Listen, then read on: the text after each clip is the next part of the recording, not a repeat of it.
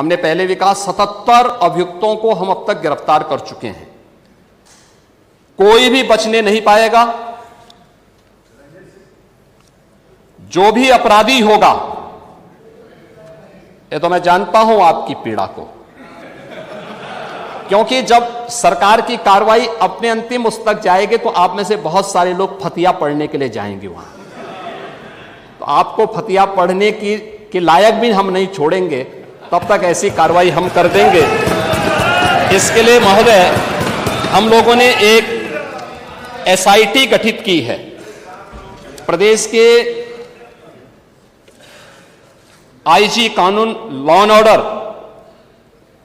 की अध्यक्षता में एक एसआईटी गठित की है, जिसमें यूपी पुलिस और एफएसडीए के अधिकारी भी शामिल हैं पूरे प्रदेश भर में।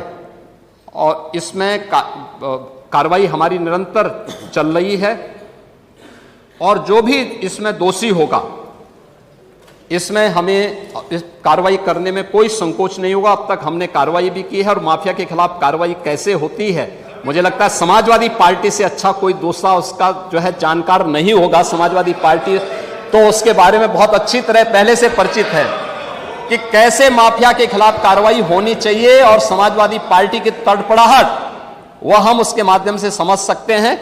और मैं इस सदन को इस बात के लिए आश्वस्त करता हूं कि इस मामले में जो भी अपराधी होगा, उस अपराधी के खिलाफ जितनी सख्त कार्रवाई होगी, उत्तर प्रदेश सरकार उतनी सख्त कार्रवाई करेगी। लेकिन मैं समाजवादी पार्टी से इस बारे में जरूर कहूंगा कि वह गुमराह करना छोड़े। उत्तर प्रदेश के अंदर कोई भी इससे संबंधित मौत के प्रकरण सामने अभी तक नहीं आए हैं और इस पे कार्रवाई हमारी सरकार ने किया है।